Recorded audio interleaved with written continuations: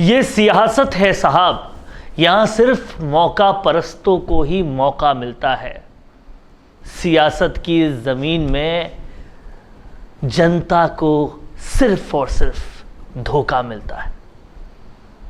इसी तरीके से वोट देने वाला हर शख्स सोचने लग जाएगा जब उसको हर शासन में पेपर लीक, बजरी माफिया, ये माफिया, वो माफिया, यही सब सुनाई देगा। क्राइम हमेशा चरम सीमा पर रहेगा, भ्रष्टाचार अपने रिकॉर्ड तोड़ेगा, तो जनता कहां जाएगी, क्या सोचेगी? और जब उनके पास कोई विकल्प ही नहीं रहेगा तो फिर ये जनता क्यों सियासत से अपना विश्वास ना उठाए, क्यों हर जगह नोटा ना दबाए? ऐसे सवाल उठते जाएंगे। कुछ ऐसे ही सवालों के बीच अब राजस्थान बदलाव की आस, बदलाव की उम्मीद में इन बचे हुए 4 महीने और इंतजार कर रहा है। क्या कुछ बदलाव होगा, क्या कुछ बयार दिखेगी, और उस उम्मीद को लगाए वो बैठा हुआ है। नमस्कार, देख रहे हैं आप लोग राजस्थान संवाद। मैं हूं आपके साथ वरुण भंसाली, और आज हम बात करेंगे चुनाव से कुछ 4 महीने पहले उन 3 चेहरों की जिनसे उम्मीद, जिनसे आस पूरी तरह से जनता को है कि अगर बदलाव करेंगे तो यही करेंगे। लेकिन ये 3 चेहरे भी कहीं ना कहीं कुछ मजबूरियों से घिरे हुए हैं, और ऐसे में जनता सिर्फ यही सोचती है कि आखिर हम जाएं तो जाएं कहां। ये 3 चेहरे हैं सचिन पायलट, हनुमान बेनीवाल और किरोड़ी लाल मीणा। और सवाल यह है कि इनसे नहीं तो और किससे उम्मीद करे जनता। आज इस पूरे वीडियो में हम आपको यह बताएंगे कि क्यों जनता को सिर्फ सचिन पायलट, हनुमान बेनीवाल और किरोड़ी लाल मीणा से ही उम्मीद है, और अगर ये उम्मीद भी ना उम्मीद हुई तो जनता का क्या होगा। इनके पास क्या वो मजबूरियां हैं जिनसे वो उम्मीद पूरी नहीं हो पा रही। इन सभी मुद्दों के बारे में आज इस वीडियो में चर्चा और बातचीत करने वाले हैं। आप इस वीडियो के आखिर तक ज़रूर बने रहिएगा ताकि आपको ये सब पता चले। और अगर आपने अभी तक राजस्थान संवाद को सब्सक्राइब नहीं किया है तो तुरंत कर लीजिए, ताकि आपको हर विश्लेषण पुरजोर तरीके से मिले। तो हम बात कर रहे हैं सचिन पायलट, हनुमान बेनीवाल और किरोड़ी लाल मीणा की, और जान रहे हैं कि क्यों जनता इन 3 चेहरों से ही उम्मीद लगाकर रखती है।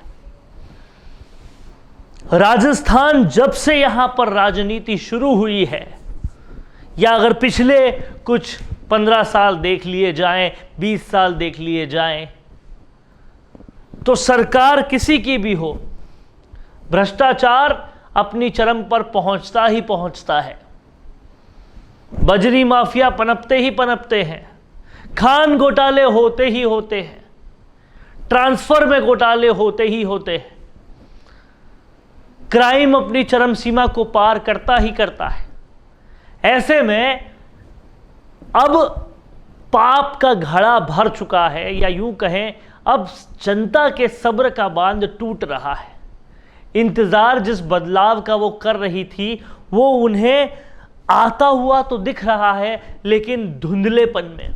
और वो धुंधलापन इसलिए है क्योंकि जिन पर भरोसा वो करती है, जिस सचिन पायलट पर भरोसा करके पिछली बार बम्पर वोट दिए और कांग्रेस को लाया गया, वो सचिन पायलट को उनकी पार्टी ने ही नहीं आगे आने दिया, उनको मुखिया भी नहीं बनने दिया,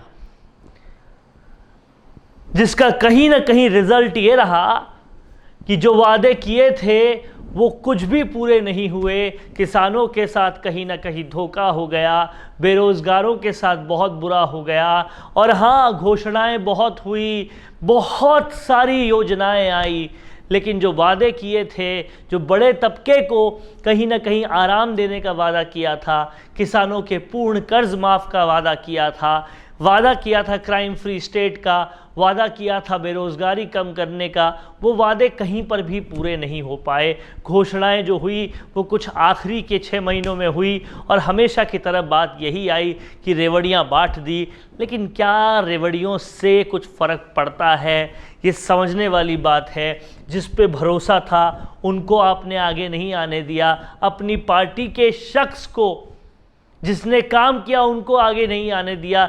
जनता का क्या विकास करेंगे, ये कहीं ना कहीं जनता सोच रही है।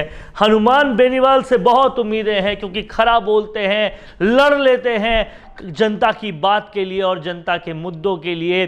किसानों के लिए एनडीए तक का साथ छोड़ दिया उन्होंने, लेकिन ये अभी इनकी शुरुआत है, एक अलग मोर्चे की शुरुआत है। मात्र 3 विधायक अभी हैं, खुद सांसद हैं। ऐसे में पूरे राजस्थान की सियासत कैसे इनको मिलेगी जब इन्हें एक ही जाति विशेष का नेता माना जाता है अभी तक भी, तो ये समझने वाली बात है। किरोड़ी लाल मीणा ये भाजपा के वो शख्स हैं जो पूरा विपक्ष एक तरफ, लेकिन ये एक तरफ। कहीं अगर कांग्रेस के पेपर लीक के खिलाफ कोई आवाज़ उठाता हुआ दिखा, वीरांगनाओं के नासम्मान के खिलाफ कोई आवाज़ उठाता हुआ दिखा, तो केवल किरोड़ी लाल मीणा उठाते हुए दिखे। तबीयत खराब हुई, बहुत सीरियस मेडिकल कंडीशंस हो गई, लेकिन फिर भी जनता की आवाज़ उठाने में ये पीछे नहीं हटे। पर अकेला चना कहाँ तक बात जोएगा, वही बात किरोड़ी लाल मीणा के साथ हो रही है। बाकी पूरी भाजपा में इनके सिवा कोई आंदोलन करने वाला नहीं है, आवाज़ उठाने वाला नहीं है। उनको आपस में लड़ने से फुर्सत ही नहीं है। वसुंधरा राजे और सतीश पूनिया की लड़ाई हो रही है, सतीश पूनिया और किरोड़ी लाल मीणा आपस में लड़ रहे हैं। इस तरीके से लगातार लड़ाई है। राजेंद्र राठौड़ के डिफरेंसेस है, हर किसी के डिफरेंसेस हैं। तो ऐसे में उस बीजेपी से इनकी कैसे पार लगेगी, ये भी कहीं ना कहीं सोचने वाली बात है। आगे बढ़ते हैं और समझते हैं कि क्या है इन तमाम सारे नेताओं की मजबूरियां।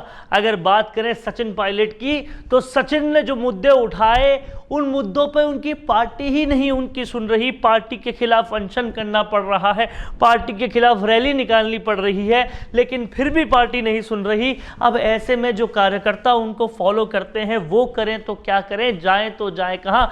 ये बहुत बड़ी असमंजस है। जो जनता उन्हें चाहती है वो जनता करे तो करे क्या, जाए तो जाए कहाँ।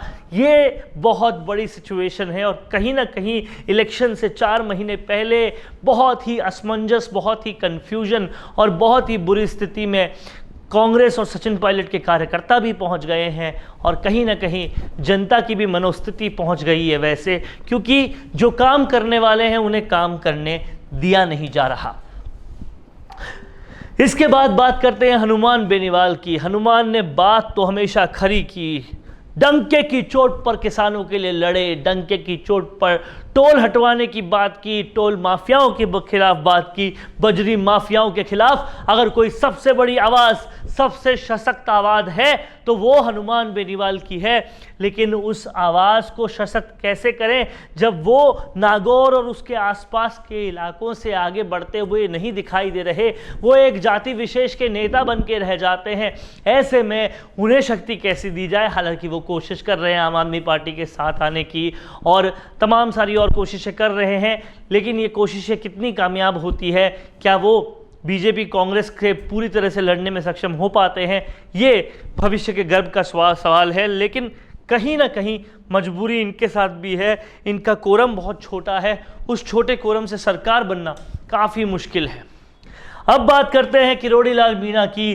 किरोड़ी लाल मीणा क्या बीजेपी के सिर फुटव्वल में आगे बढ़ पाएंगे, ये सवाल हर किसी के मन में, हर किसी के जहन में है। हर कोई, आप ट्विटर पर चले जाइए, बेरोजगारों की समस्याओं को देख लीजिए, वहाँ पर ट्विटर पे लोग ताल ठोक के एक ही बात कहते हैं, कुछ कर सकता है तो बाबा ही कर सकता है और कोई नहीं कर सकता। लेकिन वो बाबा भी कैसे करे, क्योंकि इलेक्शन एक आदमी नहीं जीत सकता, सरकार एक आदमी नहीं बना सकता, उसके लिए पार्टी की आवश्यकता होती है और पार्टी में तो हर जगह सिर्फ फुटव्वल नजर आ रहा है। ऐसे में किरोड़ी लाल मीणा भी क्या कर पाएंगे। और ऐसे में फ्रस्ट्रेशन में पूरी तरह से जब तंग आ जाती है जनता, तो एक ही बात कहती है कि क्यों नहीं ये तीनों ताकतें जिन पे भरोसा किया जा सकता है एक साथ आ जाते हैं, ताल ठोक के एक साथ आ जाते हैं, तब शायद बदलाव की वो आंधी आ पाएगी, तब शायद राजस्थान कुछ कर पाएगा।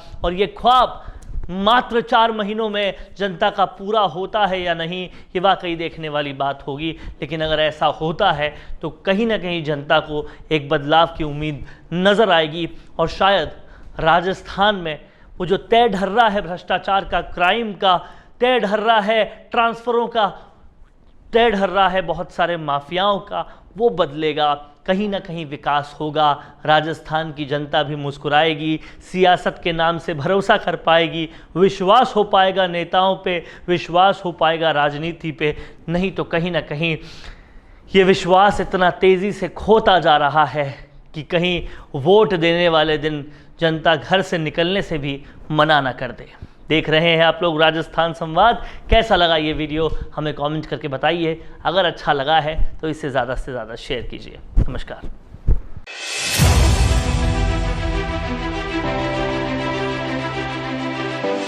बात चाहे आपके इवेंट्स की कवरेज की हो,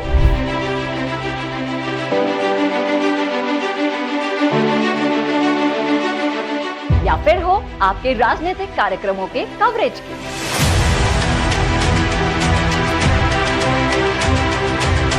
बात चाहे हो आपके बिजनेस की अद्भुत शूटिंग और रिपोर्टिंग करके उसे राजस्थान के करोड़ों लोगों तक दिखाने की,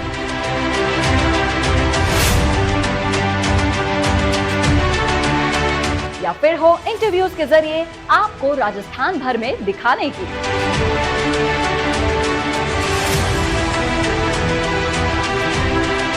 या फिर अपने विज्ञापनों को हर खबर के बाद सबसे किफायती दामों में दिखाने की।